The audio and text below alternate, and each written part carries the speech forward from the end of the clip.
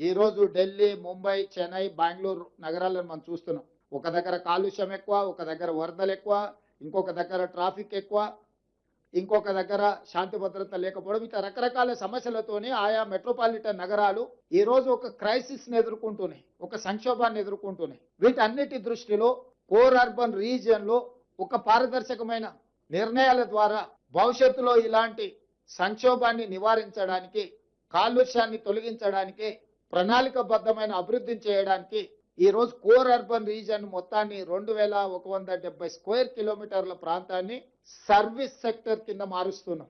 ఈ ప్రాంతంలో ఉండే జీసీసీలు కావచ్చు, ఐటీ కంపెనీలు కావచ్చు, ఇతర ప్రభుత్వ రంగ సంస్థలు కావచ్చు, ప్రైవేట్ రంగ సంస్థలు కావచ్చు, కాలుష్యాన్ని వెదజల్లే పరిశ్రమలన్నిటిని కూడా బయటికి తరలించడం ద్వారా, చెరువులను, కుంటలను, నాలాలను ప్రక్షాళన చేయడం ద్వారా, అత్యధిక వర్షం వచ్చినప్పుడు రోడ్ల మీద, కాలనీలలో నీటి వరదల సమస్యల్ని తగ్గించడానికి ఈ కోర్ అర్బన్ రీజియన్ని ఒక యూనిట్గా ట్రీట్ చేస్తున్నాం. దీంట్లో అభివృద్ధిలో భాగంగా మెట్రో రైలు విస్తరణ కావచ్చు, మూసీ రివర్ డెవలప్మెంట్ కావచ్చు, ఫ్లైఓవర్స్ కావచ్చు, రోడ్ల విస్తరణ కావచ్చు, కాలుష్య పరిశ్రమలను తొలగించడం కావచ్చు, ఇట్లా అన్ని రకాల అంశాలను ఆ కోర్ అర్బన్ రీజియన్ ఎకానమీలో అభివృద్ధిలో భాగంగా అక్కడ డిఫైన్ చేసి కోర్ అర్బన్ రీజియన్ని మనము ఈరోజు ఒక ప్రణాళిక తయారు చేస్తున్నాం.